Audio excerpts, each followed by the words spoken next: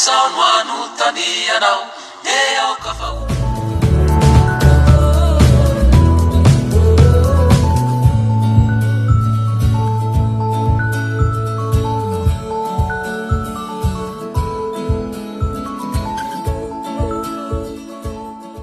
tsy makivy tsy mety sasatra sika tily asa fatratra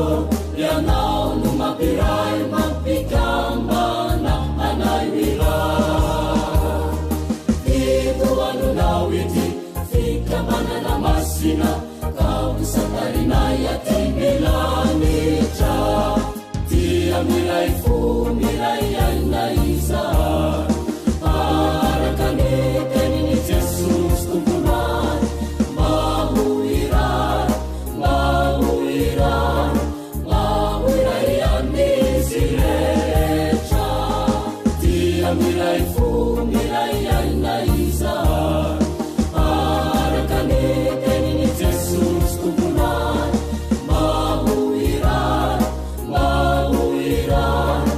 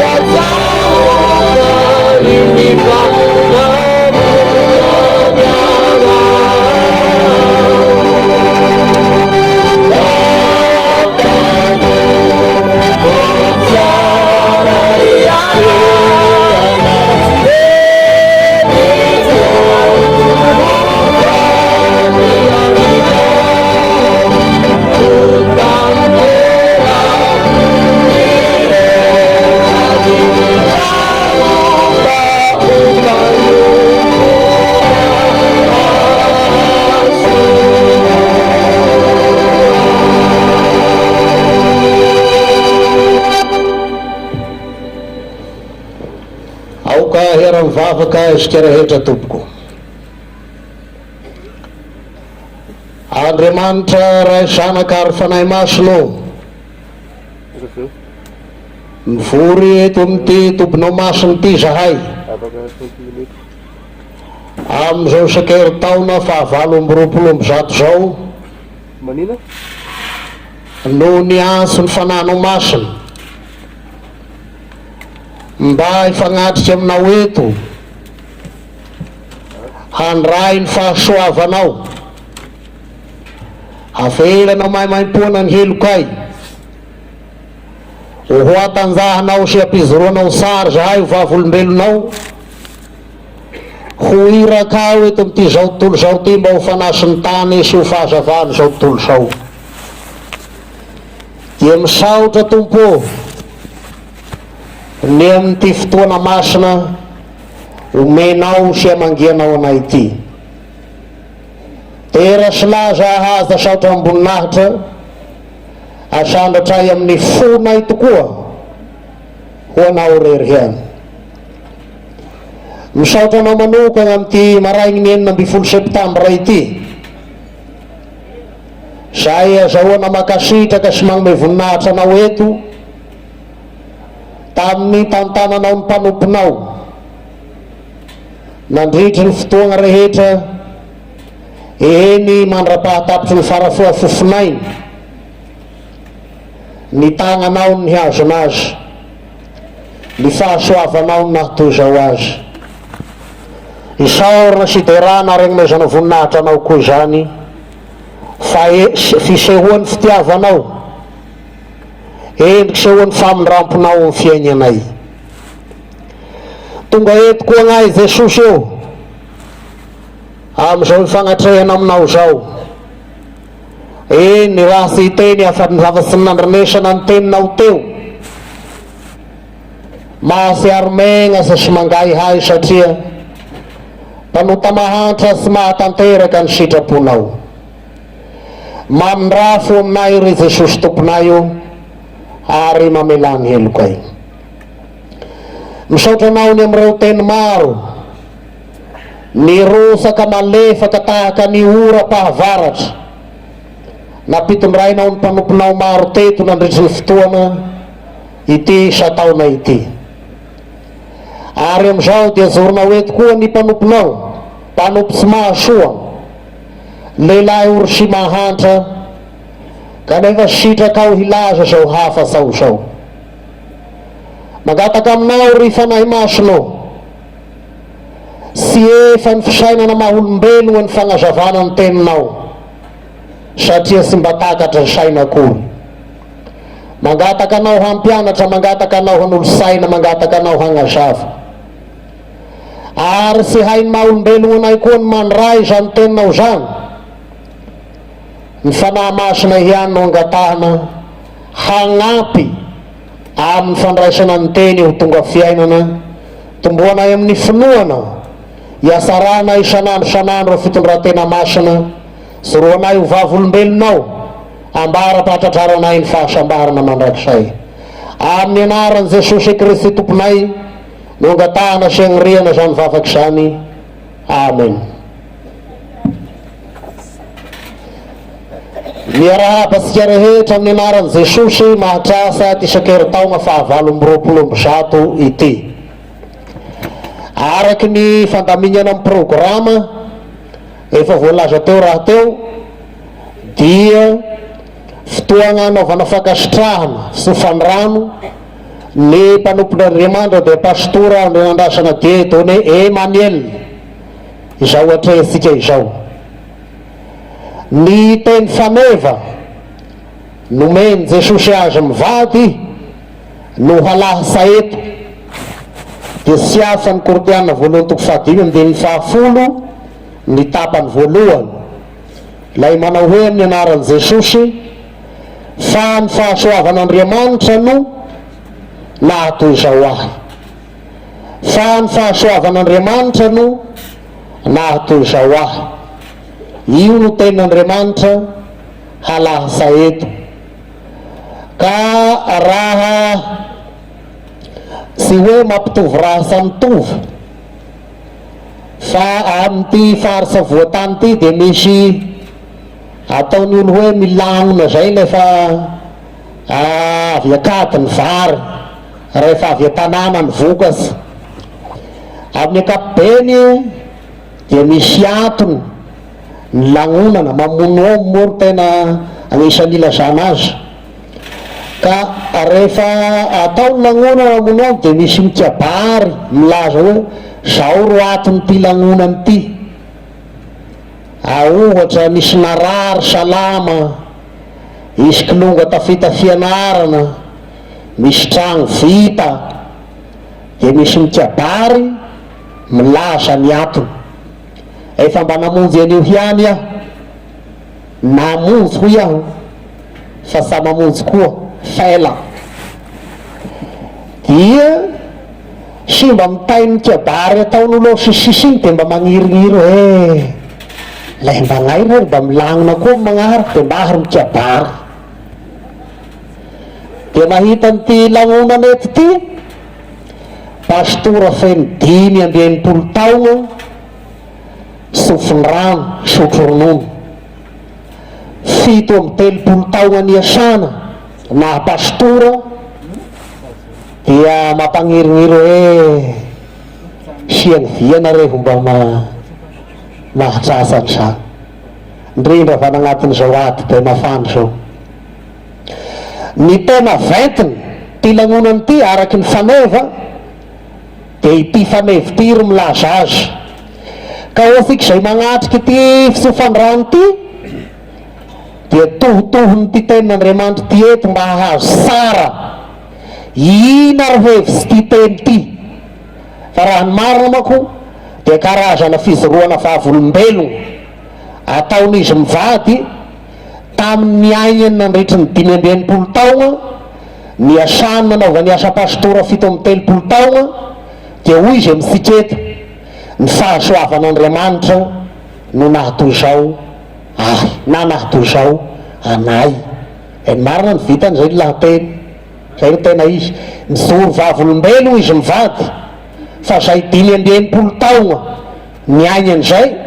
fahasoavan'Andriamanitra ny nahatoy zao azy ireo tagnatin'izay 7-30 taogna naova niasa pastora zay fahasoavan'Andriamanitra nahatoy zao azy ireo de io no velabelarisika fohifohy eto le hety fohy ny hoe ina ry tena hevitry ty ina ry dikany ty fa ny fahasoavan'Andriamanitra nahatoy zao ahy ity de pastora maro fatapatako manana fanevany ty na nefa natao zobily na mbola fa tsy natao de gnisan'ny teny mamy mpanompon'Andriamanitra ity ka tataky zao ro mety ho fandehany resaky eto ry havana satria ao amin'ny bokin'ny Kortianina no misy an'ity teny faneva ity dia mba hiresaka zavatra fohy momba an'io bokin'ny Kortianina io sika hahatongavana amin'ny anjara sika ina moa ro anjara toeran'ity teny ty ao amin'ny bokin'ny Kortianina aorian'izay de ho resansika fohifohy ny hevitry ny teny ina ry hevitry ny teny hoe fahasoavan'Andriamanitra ary inona lay tian'ny Paoly holazaina hoe toy zao aho ary farany de mba asiasika fampiarana kely amin'ny reto ray aman-dreny atao sobily reto gatakasika ary mba hahary sahiaino hatramin'ny farany ny amin'izay halasa eto voalohany ty zao raha iresaka sosotra momba ny epistily voalohany soratan'ny Paoly ny fiangona tany Korintana ny Kortianina voalohany sika de ngamba tsy de ho laisa loatsy amin'ny hoe Paoly nanorasa azy tagny Efesosy tamin'ny taogna 2-10 na 5-10 izy avy lao ho agny fa na tamin'ny Viena na tamin'ny Viena ary nanoratana azy dia fantasa fa tenin'Andriamanitra soatra masina io ny an'ny Lutera laky de Jodasy aza hoy izy nanorasa filazansara ka manondro an' Jesosy Kristy ho mpamonjy de soratra masina zany io ny tenin'ny Lutera ka tsy de ho laisa amin'igny sika fa azo antoka fa tenin'Andriamanitra ity ho resahana eto ity fa zay ho resahana eto ty zao inona ny votoatiny ty epistily voalohany soratany Paoly ho an'ny Koritianina ity. Ny fiangonana tao Korinto dia i Paoly ragnoriny azy, izy no tafika masina ka nitarika ny fanorenana ity fiangonana tao Korinto ity. Zao anefa ny trangam-paharasiana maro samihafa ity fiangonana ity, ka dia misy lehilahy sy haiko na Alemana izy ty na ina hiarinao ro agnarany. Zao ro tenin'ity lehilahy mpandinika soratra masina nandinika laligna ity Koritianina voalohany ity. Zao ny teniny, ny bokin'ny Koritianina voalohany izy dia miresaka ny amin'ny fiangonana, miresaka ny olana natrehan'ny fiangonana tamin'izay ary dia mbola atrehan'ny fiangonana mandrakitiny androany. Fa ao amin'ny Koritianina voalohany no ilazana ny valitenin'ny fanahy masina mamaha magnisy ny olana rehetra zay misy ao amin'ny fiangonana. Ary io ny manery ahy mba ilaza fohifohy zay votoatiny, zany hoe zay zavatra rehetra rasahana ato amin'ity Koritianina voalohany ity zany dia fanisiana, fampianarana, famahana ola ny amin'izay nitranga tamin'ny fiangonana tany Korinto ka mitranga amin'ny fiangonana kristianina koa mandrakitiny androany. Amin'izany ozy izy hoy ity lehilahy ity dia anisan'ny boky fanao ny mpitondra fiangonana sy anjery, anisan'ny boky tokony ho fantatry ny komity andohatondro, ary anisan'ny boky tokony ho hain'ny kristianina tsara ity Koritianina voalohany ity. Amin'izay fotoana zay dia sy mifandiso ny resaka fa samy mahalala tsara hoe ity resaky tito zao ro izy fa zao rehefa nahisy tarie, ity resaky tito salano ro falehany fatato fa zao rehefa nahadiso tarie. Ka dia averiny eto zany zava-dehibe tokony ho fantatsika zany. Boky tokony ho hain'ny mpitondra fiangonana sy anjery tsara zay lazain'ity Koritianina voalohany ity. Boky tokony ho fantatry ny komity tsara ahaizany manangan-tagnana ny amin'izay ho lazainy, ny amin'ny sosokevitsara taony sy ny amin'ny azo mitenenina ny bokin'ny Koritianina voalohany, satria boky miresaka ny amin'ny raharaha-piangonana. Reto no isan'ny zavatra nitranga nitondrana resaka tamin'izay. Dia ity tondrako fonana eto fa sy milamina ty raha resahako eto ty, fa zay resahako eto kosa nefa dia zavatra ao amin'ny Koritianina. Mba nanora sahiany aho namonjy komite eto zay tamin'ny talata dia komity zay rahona sy avy amin'ny fianarana nagnelo ny lohako, lakivariko raha saolaniko dia lohako ro nasoroko, savitako norasa efa maray hiala tegna mba nanorasa dia niferiko flasy ategna ny tapana sy avy ety nomeko na pastor anakireo ty ambady hoizo sy efa nataony amin'ny ordinateur reo vadika biby sa misy raha fantatsa lakivaty teny ray navadiky le ordinateur ka sy dia milasy ty fa azo antoka raha ao aby ao amin'ny Koritianina voalohany aby. Zao no tena rasana amin'ity manko misy kilasiny hoe ireto faharasiana nahisy, ireto fanontaniana ny valiana, areto fampianarana tolo sy Paoly. Dia sy ho zay le filaharany eto fa lasaiko araky ny zavatra nisy tao. Ao amin'ny toko fahatelo dia misy zavatra sy manjary nisy tao amin'ny fiangonana tany Korinto ka nahisy ny Paoly dia sy hafa fa ny fitokitokoana sy ny fampiandaniana. Io zavatra nisy tao amin'ny fiangonana tamin'izay dia hotsika hoe vana misy fa io mandrakitiny androany. Nanisy Paoly ka zao ny fomba fagnisiany azy, teny mafaharary, teny mampierisерisa raha omba misy saina hiany mandreny valiteny Paoly dia mierisерisa fa zao ny filazany. Izany fitokitokoana ao amin'ny fiangonana zany, zany fampiandaniana misy ao amin'ny fiangonana zany, ny sary asehony zany dia zao fiangonana aranofo, fiangonana mbola zaza zany fiangonana zany. Ka na fiangonan'iza na fiangonan'iza anjakany fitokitokoana sy ny fampiandaniana zaho andrarano ny ekipakipa manamarika ny mahazaza sy ny mahanofo zany. Ka fiainana aranofo tafiditra ao am-piangonana, fiainana mahazaza na dia 20 taona lay fiangonana dia fiangonana zaza ronono ro fihinana hoy ny apôstôly Paoly. Ka ao amin'ny komity dia agnisan'ny zavatra tandramana fa zavatra saropaty mihoasa noho ny anak'Andriamaso. Sao mivakivaky ny fiangonana, sao mizarazara ny fiangonana, sao misy fitokotokoana ao amin'ny fiangonana. Dia miera forsa sika zanaky ny fifoazana zao agnatin'ny fiangonana, sao dia trasan'izany nahisy tamin'izany io. Agnisan'ny zavatra nahisy lazaina amin'ny toko fahadimy, ny fisian'ny fitony raha-tegna rasy nisy tao amin'ny fiangonana. Ampifangaroany io no mako amin'ny fiangonana mahampanota, ako samy mpanota, ndraiky zahay mpanota mandrako ny pastora mihitsy aza mitarika an'olo io, ndraiky zahay mpanota mahandro izy zany ry voalohany, ko nahoana no sahisy fahotana amin'ny fiangonana. Fangaro hany ka maro nampitondra fiangonana azy, maro kristianina mierisasa no azo ataony manao zagigena rehetra ao amin'ny fiangonana fa Andriamanitra mpamindra fo, Andriamanitra mpamela heloko. Dia hoeniko lo atao serie saba zay la hain'tena kortianina sa zay na zay ahisiny. Ary zao ny fomba filazan'ny Paoly azy, tena ampifandraisiny ho fanaovana sinosino le fahafatesany Jesosy tao amin'ny fizaliana. Fa izy amin'ny kortiana voalohany toko fahadimy io, voavolo Kristy paska ho asika amin'ny masirasira ny fahadiovana, fa zay milomanoka mierisesa ny fanotoana ho zavatra normal amin'ny fiangonana, masirasira ela mifanoza manao sinosinona ny fahafatesany Jesosy tao amin'ny fizaliana izany. Ka dia ahisiny Paoly agnanarany Paoly ny fiangonana fa sy azo lalovina ao amin'ny fiangonana ny fitondran-tena maloto tahaka ny lolopo sy ny fizangazangana sy ny zavatra tahaka zany. Ahisy zany, ahisiny tenin'Andriamanitra, ahisiny apôstôly Paoly. Tahaka an'izay koa ny olana ny tranga tao amin'ny fiangonana, ny amin'ny fahafahana kristianina, toko fahahelina toko fahavalo miresadresaka an'io. Hoy ny olo tao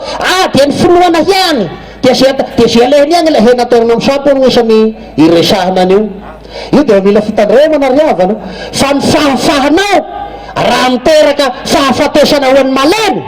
dia hoy ny tenin'i Jesosy hoe moramora ho anao raha hagnatonanina ho izy.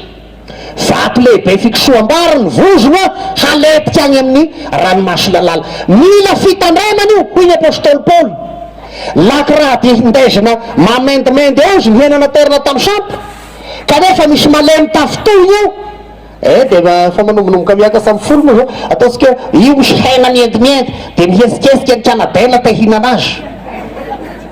Kanefa hoy Paoly, raha misy malemy io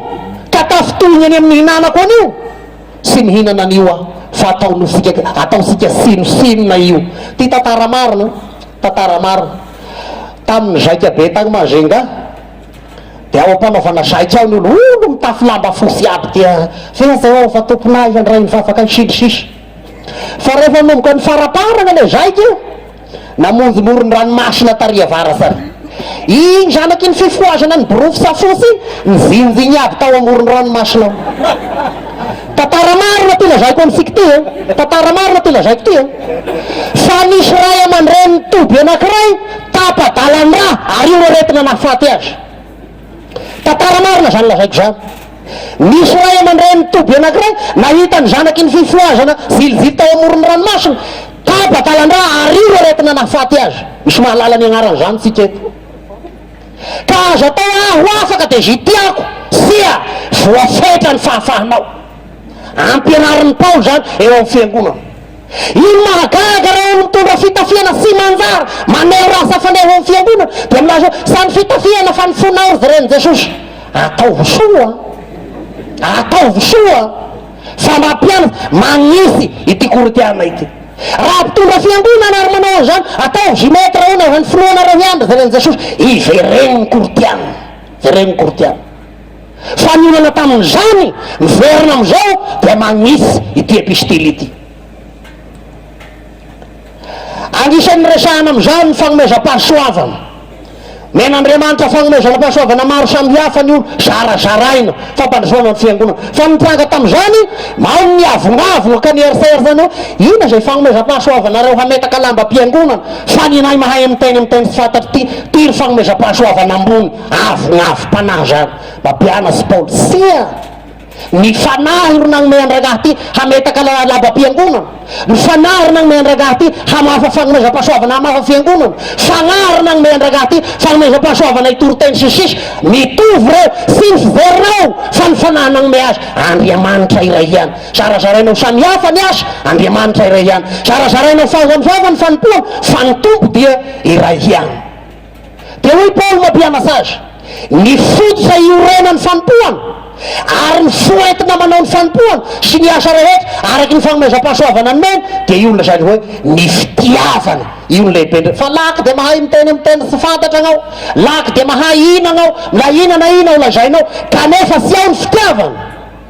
tiatakan tapan varmarnya vria karangri tep katiaman yun si hainuan nanaw yun ay karasa naman na infutso ila siya nang ftiafan ang futsavat shivun davat am fiangin na kristiyan siya ay siya huay siya ftiafan siya sana manzaka si manapak ang fiangunan na ve siya ftiafan siya siya siyamte hanehong tengan siyamte ilasaw tatan papagulayan at agangat kasa siyamte tatan yan sana ito yun na pianar natin ni ftiavan yun zavatipe awam fiangunan ni ftiavan yun mafianan ranta ny fiangunan yun anaovanan zavatra rehetra araky ny tenin'ny Paul mampianasan na ina taonareo dia ataovy amin'ny fitiavana. Misy fanontaniana apetraka ny amin'ny fanambadiana ao amin'ny toko fahafito, ny amin'ny fanasany tompo, ny amin'ny toko faharaiky ambin'ny folo, ny amin'ny famoriam-bolan'ny fiangonana. Tesako resaka kely famoriam-bolan'ny fiangonana ty le roa ambony ny fanambadiana sy ny fanasany tompo, io dia ny mampianasa ary vahaolana amin'io tompoko. Io ny mahatonga ny pastoranao atongava rera ona io magnano mpandray. Misy raha mila ianarana, misy raha mila ampianarana. Tahaka an'izay koa ny amin'ny fanambadiana aleo ampianarana. Hoy ny pastorana mpianasa teo amin'ny isataonany toby, isataonany sinota tamin'ny herinandro lasa teo, miaha mitotongana ny etikan'ny fiangonana sy ny mpitondra fiangonana. Manomboka amin'izao heverina ho zavatra normal ny fisaraham-panambadiana. Firy ho an'ny kristianina sy ny mpitondra fiangonana manofandom-balay milasa amin'ny tribunal hanao divorce. Firy fitotonganany etikan'ny fiangonana zany. Satria nahoana atao kilalao ny fanambadiana. Laky ny misy ainony zany voambolana lahy manambady lahy, vavy manambady vavy, hotarona ty am-piangonana. Izany hotarona ty. Fitotonganany etikan'ny fiangonana zany rehetra, mampianatra zany kortianina voalohany. Atao ampianasa. Ny famoriam-bolan'ny fiangonana, hoy ny kortiana voalohany toko fahaenina ambin'ny folo andininy faharoa, famoriam-bolan'ny fiangonana zao samy manao arak'izay nagnambinana Andriamanitra azy. Io no izy. Samy manao araky ny nagnambinana Andriamanitra azy. Na inona nagnambinanao. Dia zavatra roa ambadika zay. Raha fondraika voalohany, raha nisy zavatra nagnambinana Andriamanitra anao ka sy mba nisaoranao an'Andriamanitra, dia io le ataony tematy fianarasoa hoa ina moa ty lohahenany mena olombotoko lany mba amin'ny lelany. Ka mako digany io. Lohahenany mena olomboto lany mba amin'ny lelany. Tamin'ny andro fahampanjaka izy dia ny mpanjaka ro endrenany manao ty heny ty to homenandraranona, heny ty to homenandraranona, dia magnontany ny mpandrasa hena homenania ny lohan'ny mpanjaka, dia hoany ny rendrena homeo any rakoto. Rehefa nomena ny rakoto, mbola signy amin'ny mananara rakoto, rehefa nomena ny rakoto ny lohany dia rasainy fa misy hena be dia be ao. Fa raha heny rakoto dia alany tao ny lelany zay malemy sy masiro indrindra dia averiny ary amin'ny mpanjaka. Saotranao ny mpanjaka nagnome any lohany fa ity ny lelany apodiko aminao. Fa rehefa olomboto romena ny lohany, andrahoany miaraka amin'ny lelany haniny aby. Tahaka an'izany no ampianaran'ny apôstôly Paul amin'ny kortiana voalohany toko fahaenina ambin'ny folo. Na inona nagnambinana anao dia zao isaoro an'Andriamanitra atoloro azy zay foinao ho azy, zay ampahanisitraka ho hampandrosoana ny fanjakana. Io no famoriam-bola tandrifa. Ny amin'ny fisanganany maty velany ny sisa fa asika manohy azy. Ny toko fahadimy ambin'ny folo dia miresaka ny amin'ny fisanganany tena amin'ny maty. Ity resaka fisanganany tena amin'ny maty io zavatra nisy tao fiangonana tao Korito, niakanian'olo ny raha samy isy an'izao fisanganana amin'ny maty zao. Aia ro hisy an'izao? Satria ny olo tao Korito olo mahay, olo manam-pahaizana, dia sy nagneky izy hoe misy ny fisanganany tena amin'ny maty. Misy lehilahy atao Raboty Zafimansa. Ity rangahy ty lehilahy asa nahatrasa azy fa ny tantarany dia re petraka tamin'ny toerana Tahoanjahana, commune rural Masoabe, distrikany Vohibato, faritra Masihatra ambony, eto Madagasikara misy an'io tamin'ny fotoagn'andro. Ny fahaizan-dragaha ty de olo mahay miresaka,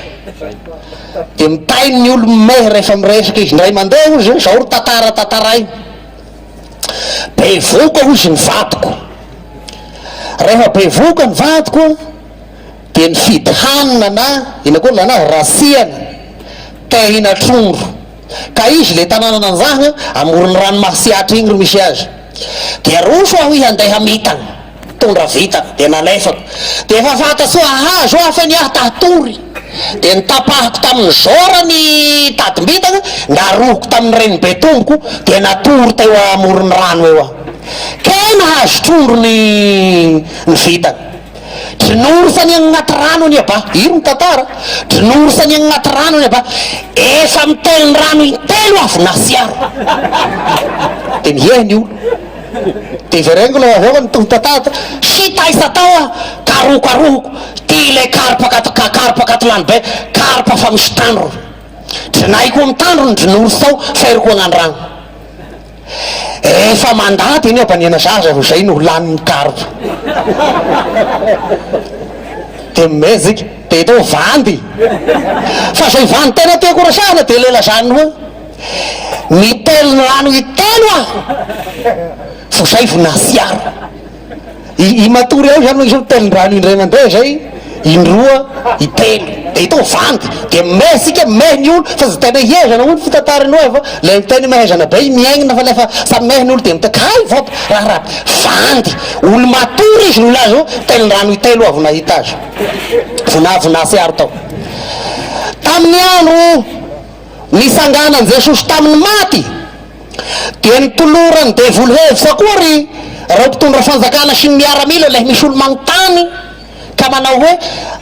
niagnaia Jesosy de lazao hoe siagnay natory, de ny mpianany ro avy teo nangala zay de mitovy vandy rapotsy-zavomangitsa ihany, olo matory ro hilaza hoe ny mpianany ro avy teo nangala sazy, fa ninoan'olo zany resaky zany, ary inoana fa mandraky tiny androany de mbola misy olo mandray zany no voasofiny zany fa Jesosy sy aiza fa nangalary ny mpianasa raha natoriny reo mpiambiny ereo. Fa ineto amy Kortianina ndray ny fiakaniana fa sy hisy ny fisangana amin'ny maty, de zao ndray miresaky eto, ary indrindra le contexteny anjale le contexteny fa ny fahasoavan'Andriamanitra ny nato zao aho, i Paoly apôstôly somoka ro nitoro teny tany Korinto, anao tafika masina tany Korinto ka namoriny an'ity fiangonana tany Korinto io, ary io avelo manomboka amandiny fahadininy voalohany, de aho zao ro nitoro teny teto, ary ny teny nitoriko teto de tsy afany amy Jesosy maty nalevile nizangana tamin'ny maty, nahity zany ianareo, nandre zany ianareo, nandray zany ianareo, matoy oriny aty fiangonana ity, nahitany zany ianareo, sy vandy zany zavatra mariny zany, fa nahona ianareo no harebirebiny olona, hanaikilaingany olona ka ilazany hoe sy misy ny fisanganana amin'ny maty.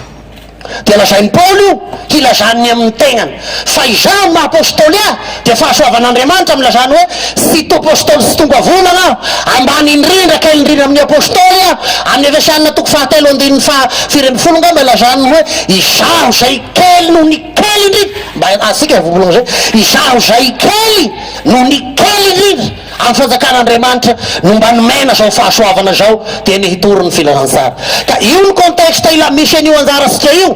i Paoly milaza fa noho ny fahasoavan'Andriamanitra de apôstôly aho, nitoro teny taminareo aho, nitory an Jesosy maty aho sy nitsangana tamin'ny maty, Jesosy velona ary zany ny oregnany ty fiangonana ity. Ka noho zany de hoy Paoly, raha mbola mahita ity fiangonana ity ny masonareo, raha mbola fiangonana ity fiangonana ity de aoka hosaroanareo fa ilay Jesosy nitsangana tamin'ny maty ro ampisy an'ity, ary satria santatra izy de hisy ny fisanganana amin'ny maty, ary io no azavainy amin'ny Kortianina voalohany toko fahatelo ambin'ny folo ray manontolo, ilazany fa io Jesosy maty sy nitsangana tamin'ny maty io no atomposehan'ny fiangonana, io ny oregnan'ny fiangonana. ary io Jesosy maty sangana tamin'ny maty io ny mpanangana ny fiangonana ary mbola hanangana azy ndray amin'ny andro farany handova fiaina sy adana mandrakizay araky ny voalaza tamin'ny toriteny teo. De zao zany ry havana kitsa faharoa sika masibatory zay atory fa ty losa de tena fo sy ny fahitako azy de mahazo matory zay atory. Ny faharoa dia miresaka an'ireo voambolana voalaza ao reo sika hoy Paoly ny fahasoavan'Andriamanitra no nahatoy zao a de tsy de hanao toy anao teny sika na hilazanao ina sinaby mbory teny eo agnatin'io fa ny heviny arak'izay contexte nilazantsika azy teo zay no hagnazavana fohy azy. Zao ny teny ty teny ho fahasoavany ty holazaina tantarainy Paoly eo am'le lazany hoe zaho dia mpanezika ny fiangonan'Andriamanitra. Io dia ilazany ny toerana satria ny mpandinika ity teny ho fahasoavany ty raha magnazava azy amin'ny kortiana de hoe sy ho azonao io raha sy fantatrao ny tegnanao ary fantatrao Andriamanitra zay nataon'Andriamanitra aminao. Zay no mahalala ny teny hoe fahasoavana. Raha sy fantatrao ny tegnanao ary fantatrao zay nataon'Andriamanitra taminao dia sy hazava aminao ny teny hoe fahasoavana. Ka amin'ny ilazany Paoly hoe fahasoavan'Andriamanitra ny nahatoy zao a dia lazainy ny tegnany iza moa hoy Paoly dia lazainy fa izaho dia mpanezika ny fiangonan'Andriamanitra. Amin'ny lazany mpanezika ny fiangonan'Andriamanitra izy ny ambadiky zany de zao olona sy nanana an' Jesosy izy, olo sy nandray ny famonjenana etiny Jesosy izy, olo sy nino an' Jesosy izy, olo tagny vela ny fanjakan'Andriamanitra netiny Jesosy izy, olo koa azy olona nieritseritsy tahaky le fariseo tao satria de tantarainy Paoly fariseo aho zao aho azona tokony zao olo manam-pahaizana ziosy aho takaria lazainy mba izy azy azy. Kanefa io maha izy azy azy io dia tena lazainy ho fahavoazany satria tsy tao am' Jesosy izy, fahavoazany satria sy mbola nahita an' Jesosy izy. Mpanezika ny fiangonan'Andriamanitra ro agnaraka. Raha hafa ny tokony ho toerana misy aho dia lasa mpanezika ny fiangonan'Andriamanitra. Fa tamin'ny fanenany tamin'ny Jesosy, tamin'ny finahitany ny fahasoavan'Andriamanitra, tamin'ilay mazava niposaka tao an-dalana tany Damaskosy, nandray ny hiarany zany mazava zany nahita aho, nandray an'izany mazava zany aho, ny hiatra tamiko ny vokatry zany mazava zany ary dia nahatonga ahy ho toy zao. Ina le toy zao? Tonga vahoaky ny fanjakan'Andriamanitra, tonga olo mazava, tonga mandray zany fiainana etiny Jesosy zany a, tonga manana ny fiadanana etiny Jesosy a. Zao ry havana ety Paoly de milaza fa niseho taminy hitany Jesosy, hitany ny asa nataony Jesosy, hitany fitiavan'Andriamanitra ary voarainy zany ka tonga olona mino, tonga kristiana raha amin'ny androsika zao, tonga vahoaky ny fanjakan'Andriamanitra, tonga piray lova. Io moa isan'ny voambola amin'ny Paoly, tonga piray lova amin'ny Kristy izy ka afaka miantso an'Andriamanitra hoe aparay io. Ary io raha atao ny fikendren'Andriamanitra isika ho zanaky ny teny fikasana araky ny voambola amin'ny Paoly handray ny teny fikasan'Andriamanitra ho isan'ny mpandova fiainana mandrakizay, ho isan'ny olombo avonjy, ho isan'ny olona manana fiainana mandrakizay. Io ny voalohany, io le toy zao hoy Paoly satria nahita an'Andriamanitra. Ary le hoe nahita koa anisan'ny hevitry no voambola ngo fahasoavana koa no hoe nahita fitia tamin'Andriamanitra, nahita fitia tamin'Andriamanitra zay zareo tsara. Raha igny lalagna ny mbany Paoly handeha hagnezika ny fiangonan'Andriamanitra io lozany roa aloha eo alohany ao io le raha Jesosy hoe anao magnezika ny fiangonana zao ahoana ro inzehinao samora aminao samety aminao ny handaka ny fanindro ny olo magnezika fiangonana hoy Jesosy dia tahaka ny olo mandaka lefogna amin'ny ragnaragna, io misy lefogna amin'ny ragnaragna dia anao atagna aloha ilaza hoe ino ty fiangonana. Maro moa ny olo mieritseritsy ny fiangonanao raha kinekineta karaza dia magnino dia mieritseritsy da azo injehina azo atao an'izao azo tenenana zay tiana ho tenena fa hoy Jesosy hisy olo hiragnaragna ka hagnezika fiangonana tahaka ny olona anankiray mirangaragna sy magnasagnasana ka lefogna mirangaragny ro dakana atagna aloha ia ro voa dia mba karazana tongo samanao kory ganinao le ampiforosa lefo fa zay tiany Jesosy lazaina dia zao lilahy anao le saitiagnagna miala tao re tapiny andaka lefo. Ino lalagna ny zoran'ny Paoly kanefa nahita fitia tamin'Andriamanitra izy fa nisakanany Jesosy tao an-dalagna tagny Damaskosy ka nilazany hoe raiso ny fiadanana. Io le fahasoavana lazainy Paoly nandray zany fahasoavan'Andriamanitra izany. ity ten'Andriamanitra ity de voalaza teo tam'le ko ampiasan'ny fiangonana luterana de le teo igny ity alahady tamin'ny firma ty ngamba tamin'ny heriny tagny le nitatory président teo zao ro ambadika io ao ro ambadika resaky io ny fahasoavan'Andriamanitra de mivela samitsika le Andriamanitra ny fiasam-pahasoavana moa ny luterana de miteny sy sakramenta raha mbola mivela raha mbola maheno toroteny ianao de tahaka an Jesosy ny sagna tao andalalandalagny Damaskus zay raha mbola mivela sa ny altara handraisanao fanasanto fa tahaka an Jesosy ny andalagny Damaskus milaza maneho mazava maneho ny fahasoavan'Andriamanitra eo aminao fa ny fanontania mba nandray ve anao io no anisany avazavazy ny ten'Andriamanitra amin'ny alahady tarifa ty mba anisany zay nandray zany fahasoavan'Andriamanitra zany ve anao ka masiaro tahaka ny Paoly hanao hoe toy zao aho anisany nandray ny teny fikasana aho anisany vahoaky ny fanjakan'Andriamanitra aho afaka niozona anisany voolom-bovonjy aho mba masiaro an'izany ve anao fa misy raha mampierisery sa hoe fahasoavan'Andriamanitra io mivela sa fa ndraindray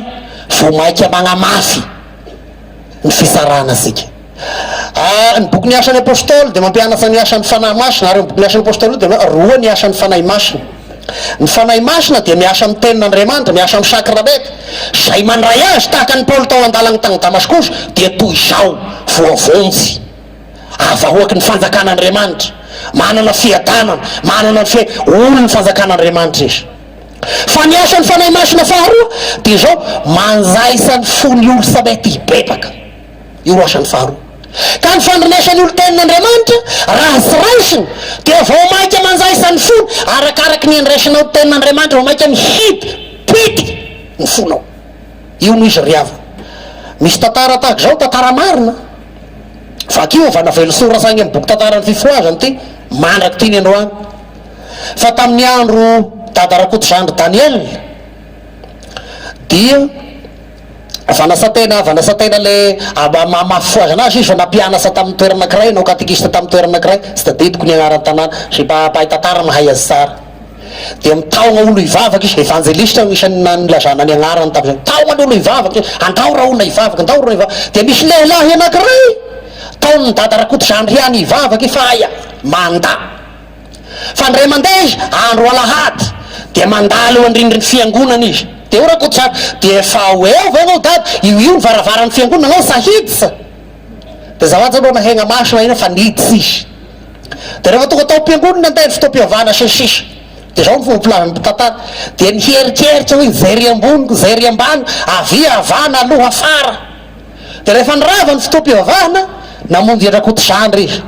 ara misay aza mba dalainao amin'io vavaky io koa fa tagna-piangonana aho araky ny taonanao a niherikeriky ny zery aloha ny zery afara ny zery ambony ny zery ambany sa misy Andriamanitra zao ao nefa de nataotao ny toroteny nataotao ny sazinara atao sakramenta de ndray mandeha hoy fa naavana amin'ny boky eo tena azika jerena ndray mandeha hoy dady hoy mpitantara miasa moa ny ambany vosa miasa agnatanimbary agny de agnaterana ragnom-pangady haparagny sany angady zay tombo ny angady lefa anao noana ny tegna ronoana de ny angady fa bobolanao hoe tombo fa agnaterana sakafo haparagny sany angady de ny vary mipetraky eo atambiny ny mpiasa vo agnatanimbary igny rakoto zandry sy ny namany hanao tafika masina sendra andalo amin'io toerana io ny fiazakazaky ty rangahy ty le rangahy tantaraina teo tonga de nanao vary izy de sendra mandalo rakoto zandry zao ro vavaky nataony Andriamanitra sao le raha misy anao mandasarozy vy hamaty sany tendako amen de nohaniny vary fa nanomboka teo ny mpitantara narary ty rangahy ty ary narary sy ny satra fa nitombo sy zay nitombo hiany ny aretiny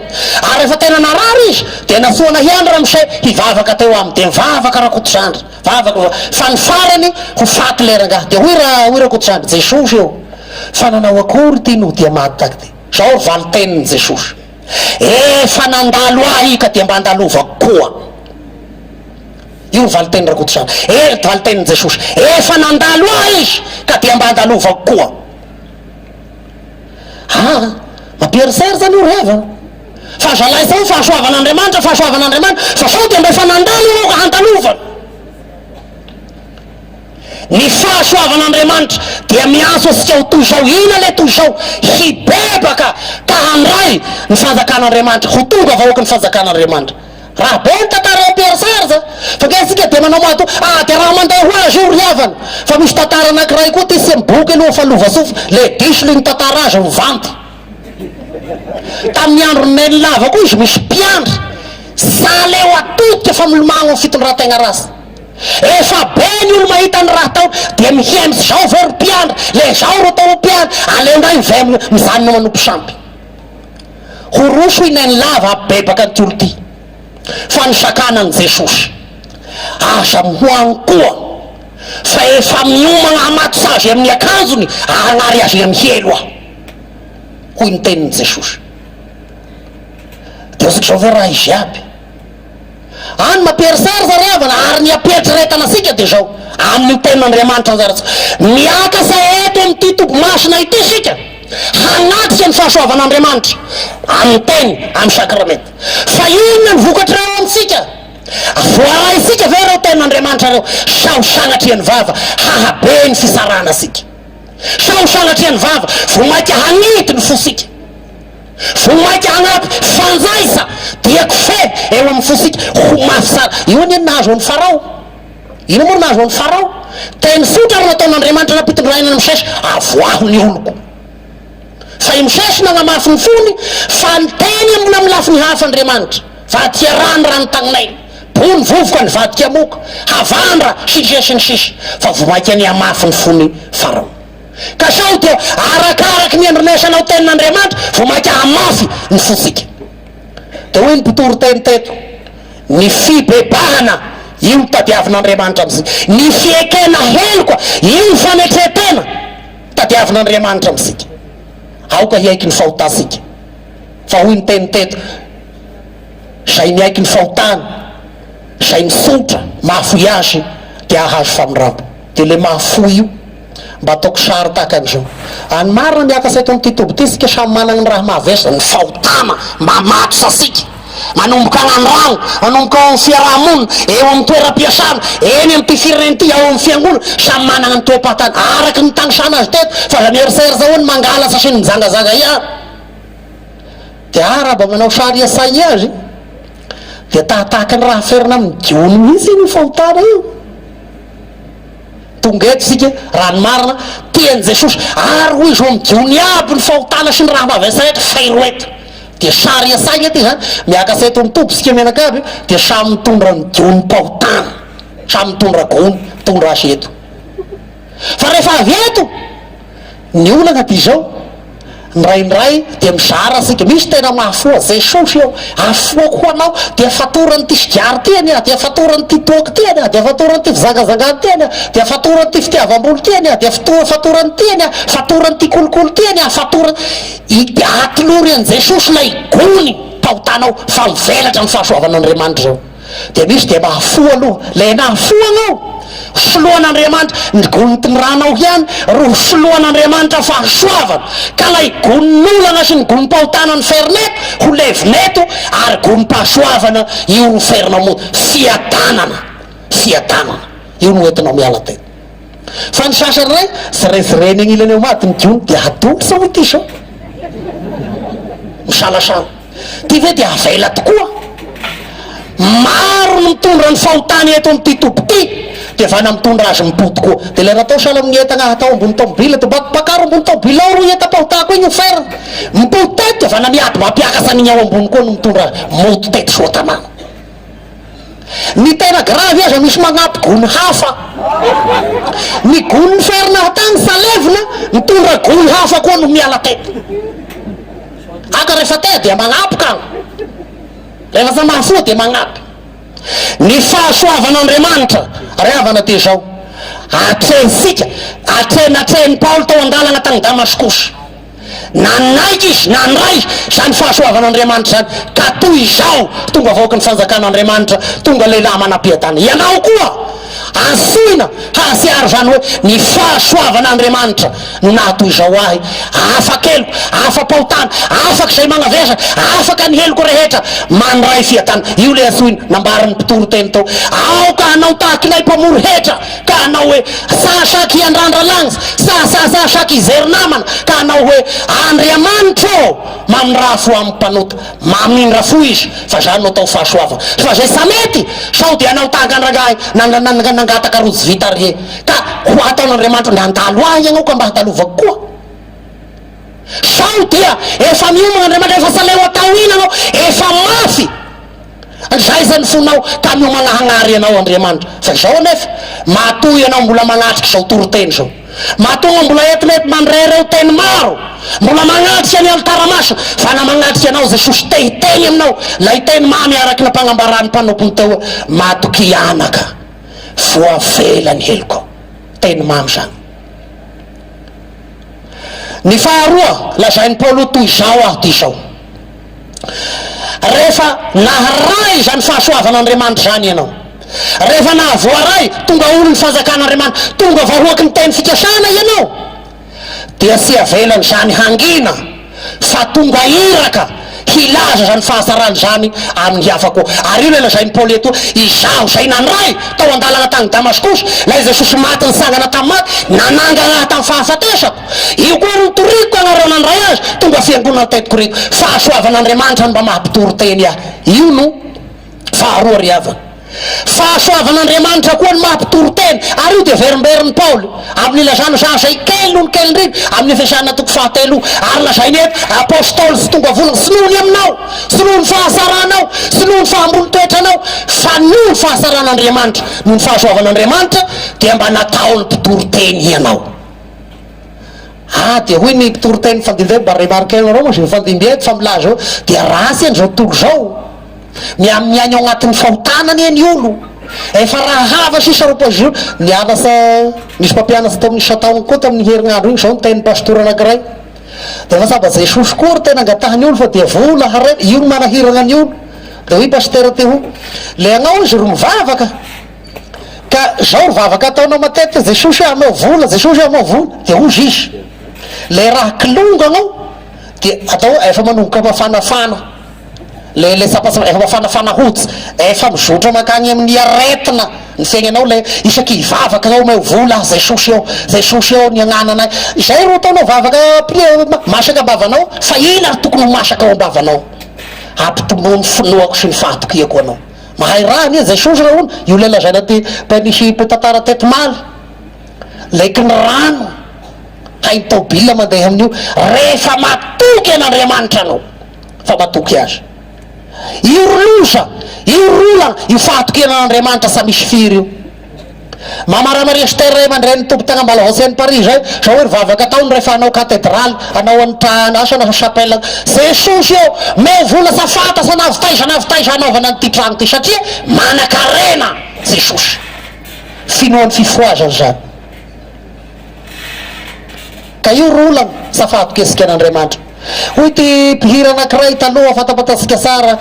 zao tontolo zao marary avokoa saigna, vatagna, ny fo, indrindra ny indrindra ny fatako aby be ny aretina tagny saina, aretina mikiky ny fitiavan-tegna, ny fitiavam-bola, ny fifampiandaniana, ny fialogna, be ny aretina mikiky lazainy ao. Ary sa zay tokoa ve ro iaigny asika amizao, be ny aretina mikiky. Dia hoy ty mpitondra filovaninay tamizay, tery mba kirodamo mambatadidiko ny fampianarana azy, ny tena kirodamo misy karazany roa hoy izy. Kirodamo anakiray dia any mpanao teolozia, fa ty kirodamo anakiray ty any mino, any zanaky ny fifoaza. Ina le kirodamo ny zanaky ny fifoaza? Mifanena amin'olo marary ianao. Ina ro lazainao aminy? Mba atao sitrana ny olo mifanena aminao. Dia raha ro fa safasa iranana ny ro iainana amizao andro zao, dia mamaly agnamindro mahamatoky any Jesosy fa hay ny zavatra rehetra atao mba sitrana ny mahazo azy. Misy mialatsigny ty tantara mbo dia mba tantaraiko eto, misy sima roa lahy zao tafaraka tagnaty bus, sima roa lahy, mialatsigny fa ty moa raha sady raha sara fidiny amin'olo sima, fa tantara moa ty dia mba tantaraiko eto. Sima roa lahy tafaraka tagnaty bus, dia tam'izay zany fa nasa nisy firy ny famataranandro dia hanontany le sima anankiray tavaraka mipetra aminy ao samykiny ndraiky lahagnilany io dia maliany aminy ao dia ny olo am'sisiny riro zay andako ina tena hoana no samamaly karany itely mamerika leraka aminy ao samamaly mihitsy le sima raiky dia rehefa nandeha alohaloha niala le sima nagnotanena famataranandro dia ho ny olo tagnilany eo nagnotany leraka fa nahoana gnao ry sanamaly sy nagnotanena lera zao ry vany nyahoany magnima azosika le tena mazay le mpagnotany sima dia le agnontaniana sima farany samanakavaly le raiky sy mba sima koa izy io ampieriserisa fa ndraindray dia mihanaka ny marary satria olo marary koa ve ro fanena aminazy mifampizara arety koa ifampizara aretinao ndraiky amanao de raha andro ny fahasairagnana dia marary zanako dia laiky fanafody laiky sao dia hoy le sima mamaly koa ako laiky anay koa ny roko dia mba fahasairagnana koa ny mahazo anay fa laiky ny kilongo zao vanasamiana sima mifanozo zany sima mberitserety moa ny fagnotanena famataranandro reo laiky anao anginy ao dia laiky amany anginy dia sy mifetrika ro fandehandray satria ataonao hagnanihany azy fananihany io ny feny izany mitombrany jesosy asika eto ka andraisany zao faneva zao mba ho toy zao ho sikana ka olona salama hitondra fahasalamana ho amin'ny havako zany ny apôstôly paoly masy araikitra dity izy satria nandray ny fahasoavana nandray ny fiadana tonga vahoaky ny fanjakan'andriamanitra ka dia tsy maintsy mizarany zany amin'ny hafa koa ary io paoly apôstôly io le nagnafasafasanao hoe lozako raha sy mitory ny filazantsara io le nagnafasafatsy ao amin'ny timoty faharoa mitoriany teny na amin'ny fotoana na sy amin'ny fotoana dia hoy ny ray aman-dreny mpitansotra le fisodaparitany voany raha nitory ty teny ty tamin'ny isa tao ny hevitry ny hoe mitoriany teny na amin'ny fotoana na sy amin'ny fotoana ho sy izao midika miinsista mihitsy ianao hanao zay andrinaisan'ny hafa ny filazantsara miinsista dia ny fahazahoako anazy mitony ny ambadiky ny falosa hoe miinsista miala safay miala safay ka sa atao fiala safay ho an'ny olo tena nandray ho any olona tena nahavoaray ka mahatsiaro atoy zao aho nahazo ny fahasoavan'andriamanitra olo ny fiatanana vahoaky ny fanjakan'andriamanitra dia sy anao ala safay ny fanambaranan'i jesosy sy ny fitorian-teny fa hiinsista am'izany na matory na mandro na aligny anatoandro na my fotoagna manao hoany na my fotoagna manao hoany ary dia ambara mazava ry havana fa io ny marika hafantarana fa tena nandray an' jesosy tena velona am' jesosy ianao te hizarany zany amin'ny hafa koa io ny marika alalanany zany hantoniasika tena zany hietretasika zany sy hanaovana fialasafay ny fitorian-tena hanaovana zavatra kiambolamby zavatra fanambaranan'i jesosy fa hoy paoly losako raha sy mitory ny filazantsara manao sy andrenesin'olona rehetra ny filazantsara manao zay asitrany hatrao amin'ny tokantrano eo amin'ny toeram-piasana amin'ny fiarahamonina eny hatramin'ny firenena azy hositranonao irahan' jesosy ho zero hanazava am'izany ao satria io no plasin'ny paoly na hiaretana zavatra mafy azy samorany a zavatra hiaretan'ny paoly tantarany amin'ny kortianina faharoa toko raiky ambiny folo manomboka andiny faevatra amby roapolo ny amin'ny fitoriana ny filazantsara hiaretany hatra migiatra hatranaponja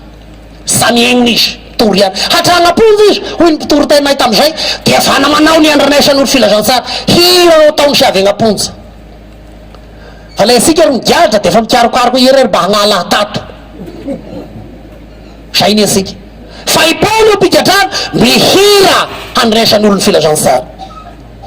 na inona misisika manao zay andresan'olona ny filazantsara enina dia mafy azy ipiro ny troambato efapolo lasaka ray avy azany sivy amy telopolo ny dikan'izany samora kapoka moa le efapolo lasaka ray avy kapoka sivy amy telopolo tena fizera samy egnina izy ndray mandeha tantarany boky niasan'ny apôstôly toriteny paoly le izy mpagnezika tonga mpitory nio ny fahasoavan'andriamanitra magnofa tonga olom-baovao ary sy mpitory mpiala safay fa mpitory tena mahafatrapo tokoa kanefa izy milasa ho kely indrindra kinapokin'olo generany olo rehefa nitory teny dia nigebo dia toirany dia nataon'oloha maty rehefa natao maty tantarany boky niasan'ny apôstôly rehefa natao maty norsy ny olona sipony ery amin'ny fagnaria-pako ry amin'ny vosapombo ry androany ataosika eo androany ariva lasaka nierika madinidinika manaranara sisisa tambelongo atao Paoly siapisy maraigna efa mitoro teny rie koa olo savaivaindraha dia zay zany io zay ty ve le nitoirana ao malina tao manolena tao matomany siapisy le sika zao trasan'izay da alefa amin'ny Facebook la anao zao toirana aloha fitorevela tsara tao mba mitadia fagnapiana sisisa sy zany ry manahirana ny Paoly fa lozako raha sy mitorony filazantsara ary io berzer fito amby telopolo taona mahapastora ben rano lalovana tam'izay ben rano lalovana tam'izay fa ny fahasoavan'Andriamanitra nampaharitra azy na dia miarasa fahoriana sinao fa ny asika anaka esokely anaka kilasalasa madinidinika dia ampiagnaina asika amin'ny asa zay napetraky ny tompo amitsika sanaholosan'ny Paoly zany misy fotoana aza i Paoly tantarainy mba laosary asaigna apôstôly libeny any Paoly zany ary raha atao any mahalibeny amin'ny tena amin'ny andraikiny tenava zao misy fotoana izy tamin'ny tanàna kriasana Jeriko irainy sadidiko sara ahita Damaskosy dia toroteny tao izy nasaika diorony tao nampirironona votiarony naroy agnaty votiarony eritrereto apôstôly asa mety kelikely taka mpitora filovany tinga mba izy na ataony zao agnatin'ny votiarony dia narorona mitady ary ambadika ary sa moramora ry zany fa sa manao araka sa manao an'ity koa dia hamono an'ity toro filazantsara mandrakariva manapahatapotra ny fofinainy Paoly ipiry aho vaky sambo tantarainy amin'ny kortiana faharoa toko faharaika amby folo zany ipiry aho vaky sambo io samo farany raha tahorako ny ranomasina farany raha tahorako dia zany ao mba ilomango agnaty ranomasina dia sagnatria tsy mba manao an'izany aho ndray mandeha ary mba nandeha tambon'ny ranomasina nisy comité national ny sekolady tagnanosy be sa amony ranomasina ao le raha nainy pody fa i Paoly dia arosy impiry efa vaky sambo tarea sa vaivaivana vaky sambo koa re sa vaivaivana vaky sambo koa re sy afa mandeha sy afa mipetraka satria masiary raiky tsy adity tompona anaikitra amin'ny fitorian'ny filazantsara zay nandray azy io no lazainy Paoly eto nitory an'izany tany Korito izy zany Jesosy maty sasangana tamin'ny maty zany ary io fitorotena taony tao io no nampiorony an'ny fiangonana Jesosy velona Jesosy sangana tamin'ny maty Andriamanitra velona mandrakizay io no Andriamanitra naoriny ka dia misy ny fisanganana amin'ny maty satria Jesosy efa nisangana tamin'ny maty sy resako resaky fisanganana amin'ny maty iny satria resaka zobily no resasika eto ny amaraparagna anazy ry havana ty sao nomen'Andriamanitra ho faneva ny reto mpanompon'Andriamanitra ireto ity teny faneva ity ka izoroany fa avolombelogna eto koa androany ny fahasoavan'Andriamanitra na toy sao anay dia mba niagnarany io moa raha misy dika mba saba ty raiko ray aman-dreny ke raha misy Emmanuelson raha andrianandrasana Dieudonné Emmanuelson dia ndrandrianandrasana aloha sa haiko ny heviny ny die koa sa mety haisika rehetra mo ny donné igny mahavimileo donne moi angamba dia moramora ihany koa ny mahatatity azy agnaty le fa ny hoe Emmanuel ny Emmanuel dia ina ry dikany tena nijery baiboly aho amitsika Andriamanitra io ny dikany dia mitovy ihany iny zany fahasoavan'Andriamanitra no nahatoy zao ah ka raha ny agnarany dia efa milaza aminay Andriamanitra aminay mivady ary rehefa ao Andriamanitra io le Andriamanitra be fahasoavana tompony teny tompony sakramenta lay mpamonjy io nahatonga azy ho vahoaky ny fanjakan'Andriamanitra ho tompona anananjara ao amin'ny lova ny olona masina mandrakizay nahatonga azy ho zanak'Andriamanitra nahatonga azy piray lova amin'ny Kristy ary nahatonga azy hananadidy amin'izao asa masina izao dia ny mahapastora le mijery ivelany ngamba nareo mahita lehilahy 5 taona ve tompoko ry va nahihira miaraka amin'ny koral dia sy mandeha ngamba nahita zika tao sy mandeha ny koral iro mavitriky indrindra ao fahasoavan'Andriamanitra mahatahaky zay azy namonjy sataogna tary sara indrana ry tarenjymany sara ry batra hiry ngaharainy la le tanora reradraraka aloha ambakainy 5 taona ary raha atao hihira izy koral ao mihira ao ka samy managna micro mitovy ana niveau d'onde sara vizy anao atakaza azy izao atakasage 5 tao bendra nalovana tam'izany 7 tao anahapastora bendra nalovana tam'izany fa nahoana ny toy izao noho ny fahasoavan'Andriamanitra raha mandray an'Andriamanitra ho tompo mpamonjy mandray ny fahasoavan'Andriamanitra mandray ny tenin'Andriamanitra mandray ny fahasoavana tolotr'Andriamanitra soa ry havana sy maintsy toy izao manam-piadanana manam-piainana manana fahafinaretana sy fiainana mandrakizay de hoy izy mivady raisy koa zany teny zany fa izoroana fahavolombelogno eto fa mahatoy izao ny fahasoavan'Andriamanitra mahavaoky ny fanjakan'Andriamanitra ny fandraisana ny teny finoana teny aloky ny vavan'Andriamanitra eny mitahisika amin'ny aza miakiny amin'ny herinao io no marangana tanteraka ty toriteny ty lahateny ty aza miakiny amin'ny fahalalanao aza miakiny amin'ny herinao aza miakiny amin'ny nina fa miakina amin'Andriamanitra tokana miakina amin'izay Jesosy tokana fa fiaina na kely sy madinika asika satria nampianariny tena Andriamanitra hanetry tena fa raha ao Jesosy ny heriny Jesosy ny fahasoavany akinasika de sara isika nisy olona ilasaka filoham-pirenena zao izy tagny andafy tagny zao ry vavana le mahazo vato 5 hesy ao leky Andriamanitra sy afaka isakanazy sao filoham-pirenena natao ny fifidianana tena haza ny mihosa tokoa ny vato 5 hesy fa pisy ny fametrahana azy filoham-pirenena androany aliny izy maty tantara mariny hoy ny mpitantara azy bokindray nahitako an'io de raha miratiraty reto tantara telo tantara raiky reto faharoa mitovy amin'io ihany azo tina marina fa tamin'ny fotoana nahavitany iny sambo Titanic iny izy de zao ro avy lavim-bava nataon'igny olona nahoan'igny sy ny tompo matanjaky sambo tena sara io fantatsa io leky Andriamanitra sy afaka mandrendriky an'io ngamba fantatsy ny tanora maro sy ny efa nahita ny aparany sambo Titanic de tindray tantara tahaka an'izao misy tovolahy efa ta zao izy handeha izy efa dahy hanao pique-nique hoy ny mahay isangasangana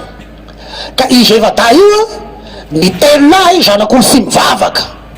asa manafy tena no sy mivavaka sabeko zay le milaha fampianarana teto malo sy mino an Jesosy zay tena olazaina fa ny raiky lahy zanak'olo mivavaka olo mino an Jesosy de ny telo lahy zany refa tagny amin'ny tomobile de tonga handray ny raiky lahy de sady misangana eo ambavahady le reniny raiky lahy mivavaka no mijery ny raiky lahy hiditsy ao agnaty tobile miteny manao hoe agny anareo anaka omeo toerana ao agnatin'ny fiaranareo ao Jesosy de namaly le chauffeur lay sy mivavaka manao efa tena feno ato agnaty tobile ato sa misy toerana ho an Jesosy koa fa agny amin'ny malariera agny ro vana malalaka agny ateo raha matoa tobile namelogna motera lasa sy nandeha lavo sakory nivadiky voanahany fiarany accident le tomobile ino anareo zavatra nitranga potipotika le tomobile tapatapaka karango sy ny tasany hatramin'ny lohany zay rehetra tao agnatin'ny tomobile maty daholo fa tao amin'ny malariera rehefa avy eo amizay zirena sady rehefa sokafana ny malariera misy vata vy ao agnatin'ny malariera fa sy misy kiaka nakely aza le vata vy fa akory ny fahagagana rehefa sokafana le vata vy misy atody ao agnatin'ny vata vy ao fa sisy vaky ny atody na ny ray aza ina ry tena lazaina am'izany ry havana ny fakapanahy misy am'izao andro enasika zany satro zao te hiasambotra amin'ny fahalalana te hiasambotra amin'ny fahaizana te hiasambotra amin'ny vola te hiasambotra amin'izao zavatra maro samihafa zao sika tadidio fa manapetra zany rehetrarehetra zany fa zay azo antoka ka nagnatitra tera ny ten'Andriamanitra teto zay manetry tena asandrana de zao ny fibebahana finoana an Jesosy fa na ny atody aza rehefa ao Jesosy voaro na izy kotrakotrana sy accident tahaka an'iny zany tadiavin'ny ten'Andriamanitra ao asika raha manetry tena ianao raha miolika ao apitrahan'i Jesosy ianao raha miforsa eo mba ny fahasoavan'Andriamanitra ianao tadidio sara maharo anao mahatoka anao ary miantoka fiainan'ny fiainanao ity Jesosy ity ka ilazany mpanompony eo ny fahasoavan'Andriamanitra ny mahatoy sao tahaky ny ila zany hoe ampy ho anao ny fahasoavana raha isany tenin'Andriamanitra zany fa omenasika sy roan'Andriamanitra sy roan'ny mpanompo ny vahafolombelona eto fahasoavan'Andriamanitra ihany Jesosy ihany fa namanao ahoana raha ao Jesosy raha ao am Jesosy fiainana ary fiainana maharitra mandrakizay zany de ho an'Andriamanitra ny voninahitra zay azy hatramin'ny taloha indrindra ankehitriny ary mandrakizay amen.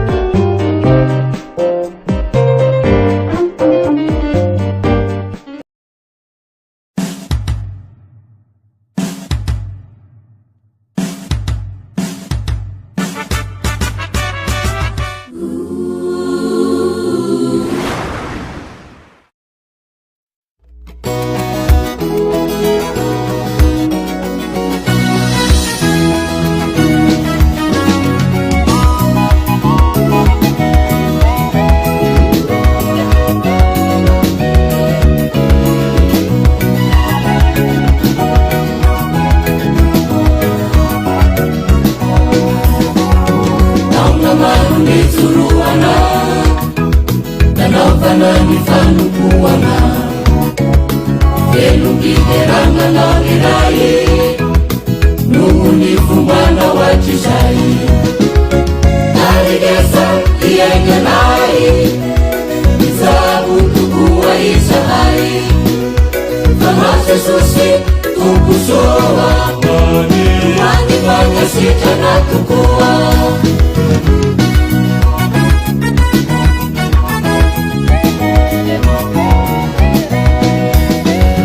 fahasavanao ny tompo nanatohizao anay mpanompo navitana ireo asa sy zava-maro no kibasa narigesa iainganay mizabotokoa izahay